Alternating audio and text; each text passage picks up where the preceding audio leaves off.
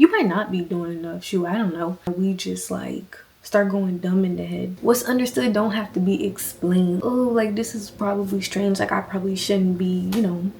I got all this money. I have all these clothes, these bags, all type of stuff.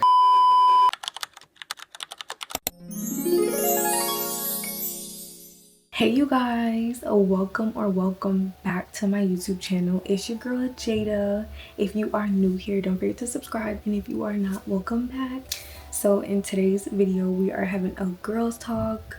It's a nighttime girl talk. That's why I have my hair tied, my little pajamas on, because I'm coming to y'all like real comfortable, real cozy, you know, get into it.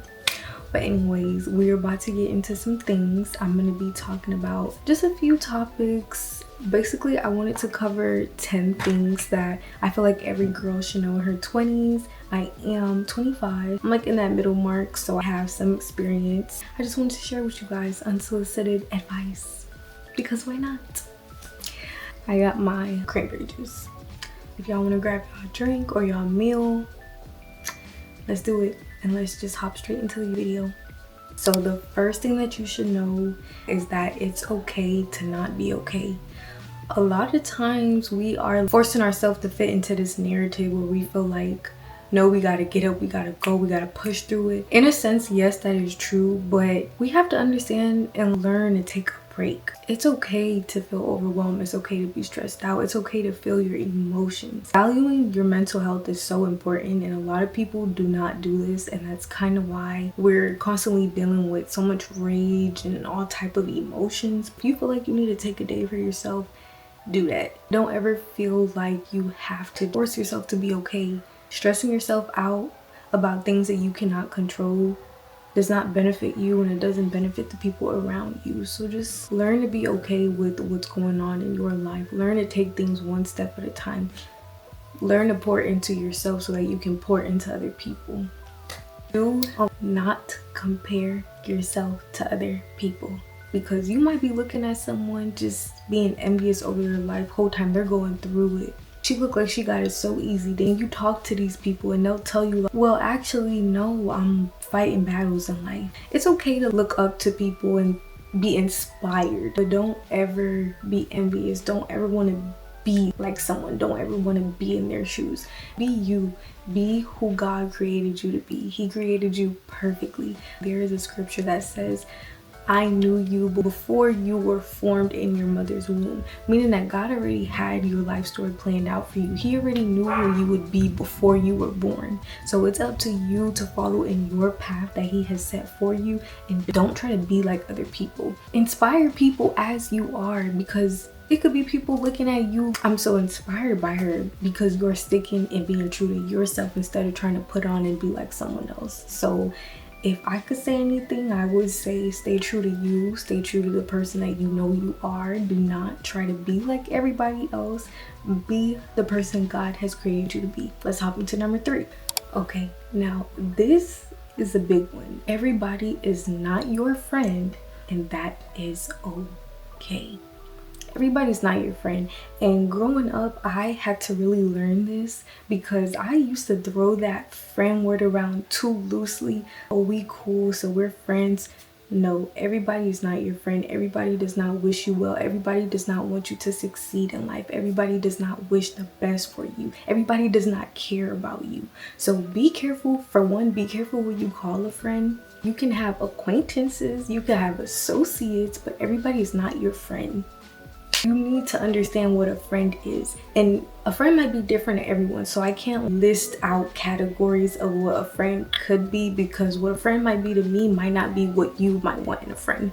So I just say be cautious, be wary of people, because a lot of people, they do not wish the best for you. And honestly, y'all, I've gone through a lot with friends, and that's why this one is hitting home for me, and I want to emphasize that, because I'm very passionate about my friends. I love my friends, and I had to understand, like, a lot of people is not your friend. You might be a friend to them, but they might not be a friend to you. And put people in different categories. Everybody's not your friend. I've basically dealt with a lot of things from people that I know that I should not have, and I've stayed friends with people longer than I should have. But as I'm getting older, I'm understanding that sometimes it's okay to cut people off, or sometimes it's okay to demote them back to associates. We don't have to be friends. Like, yeah, you're cool, we can be cool, but we don't have to be friends. You don't have to get your heart broken, or you don't have to deal with bad friendships in order to avoid them. Let's take a little sip because this next one is a good one.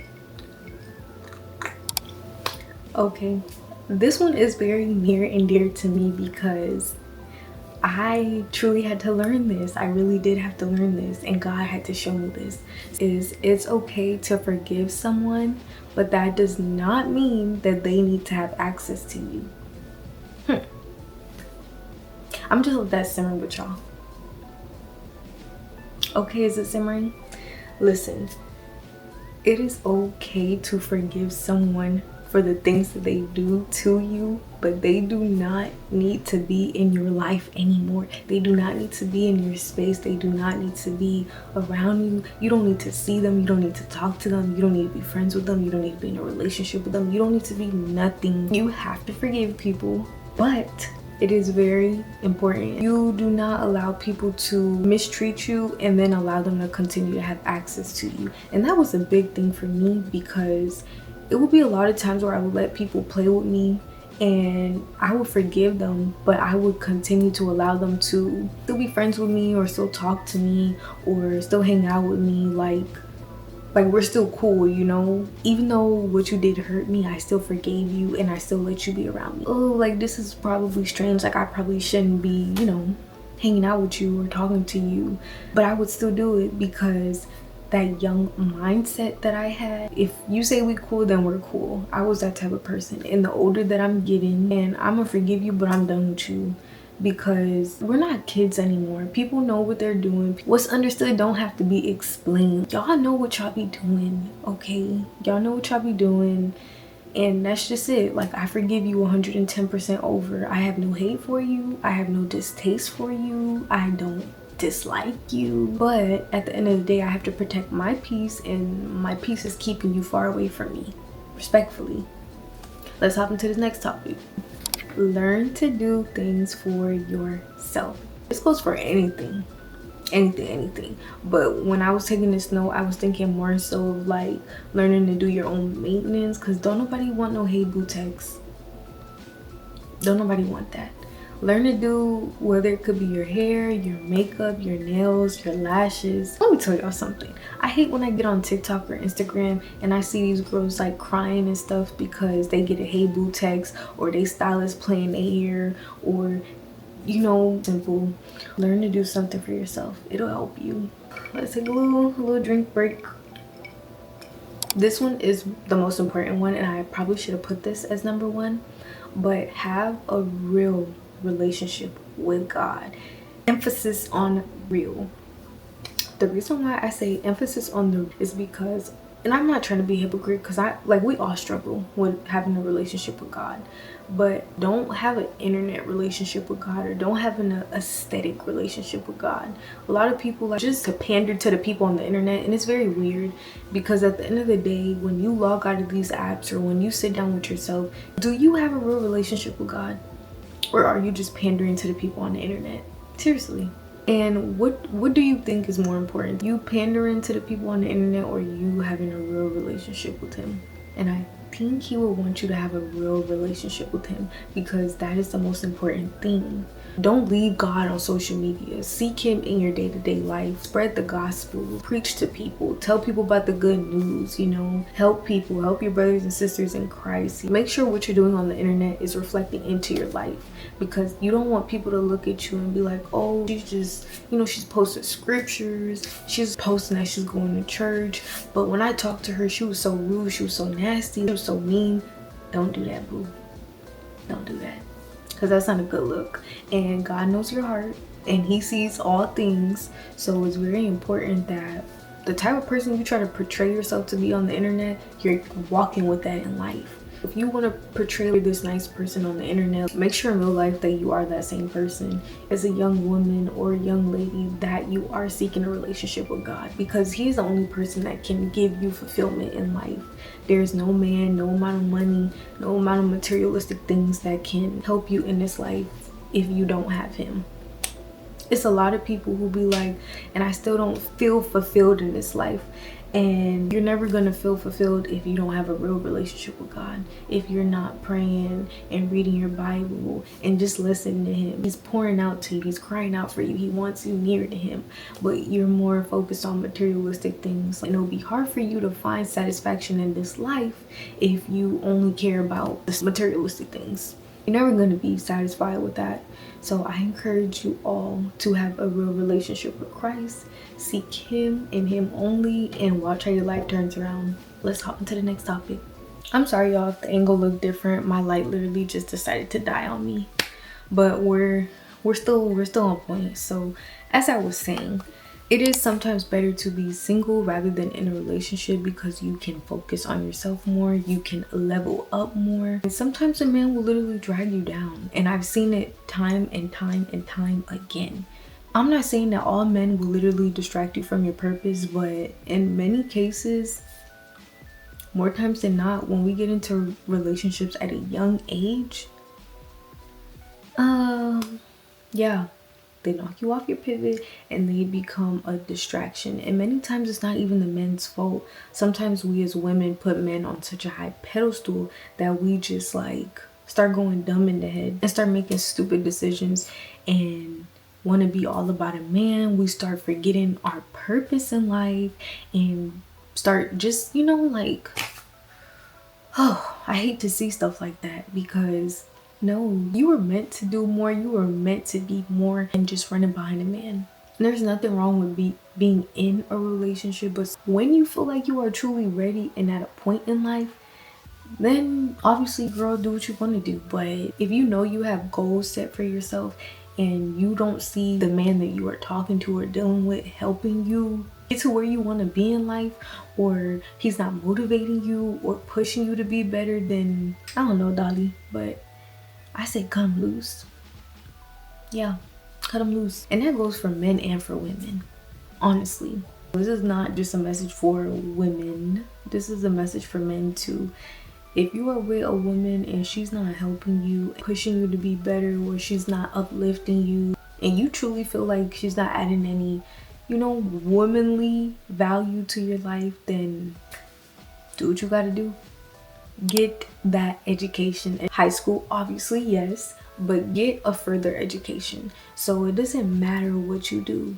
And when I say get an education, I really don't mean just going to the standard 4-year college. No, boo. Get your education. Whether you decide to go to a university or you decide to go to technical school or certified in something, get your education, because when you have your education, there's not nothing that no one can take from you in that sense. If you've been thinking about it, go and do it. If it's something that you want to do, go and do it. Having that certification behind your name, or having that degree under your belt. So I encourage you, get that degree, sister. Get that degree, boo. Get it. It don't hurt to have it. It does not hurt to have it. So I encourage you, get it. You're young. Even if you're not young, shoot, go get your degree. Go get certified. Go to a trade school. Go to a technical college. Do what you want to do. Just get an education and be grateful for life. Be so thankful for your life. Be thankful for where you are, good or bad. Sometimes you really just gotta take the good with the bad and take the bad with the good. Let me just tell y'all something. A lot of times, if I find myself complaining about something, like, girl, stop complaining, because it's a lot of people who look at you and wish that they could be in your, and I know I was already talking about don't do that, but sometimes you really have to be grateful for where you are right now in life. Even through our struggle, you have to be grateful and appreciative for the things that you do have, because it's not easy. We're all going through a tough time right now in life. So I don't know. I try my best not to complain too much about stuff because you never know what the next person is going through. And that doesn't discredit you from wanting to complain. It's people in third world countries wishing and praying that they had the freedom that you have to just get up and do whatever you want to do, you know? Okay, so last but certainly not least, you're doing amazing. And I feel like that's something that everybody needs to hear because we're still getting up, we're still fighting, we're still going to work, being a good support system to the people around us. You're doing great. Even if you feel like you're not doing great, you are doing great. If you're getting up every day and putting your best foot forward, you're doing great. Don't let anybody discredit you. Don't let the enemy get in your head and try to convince you and make you feel like you're not doing enough. No, boo. You might not be doing enough. Shoot, I don't know. You might not be doing what you might feel is enough, but it does not matter because you're doing great. Every day that you have on this earth is another day, another hour, another minute, another second to be better than you were before. So I encourage you to just get up and do it. Even when it gets hard, life might suck right now, the economy might be terrible, but I just want you to know that you're doing great. I know I probably said that 100 times, but sometimes people really need to hear that. Shoot, sometimes I wish somebody would tell me you're doing great, or you're doing a good job, or I'm proud of you. That's what this is. I'm proud of you, okay? This is me telling you I'm proud of you. Because people need to hear that. Okay, you guys, that was 10 things that you should know in your 20s. Thank you so much for watching. Don't forget to like, comment, and subscribe. Follow me on my social medias. I pray that you guys enjoy the rest of your night because I know I will. Anyways, I'll talk to y'all in the next video.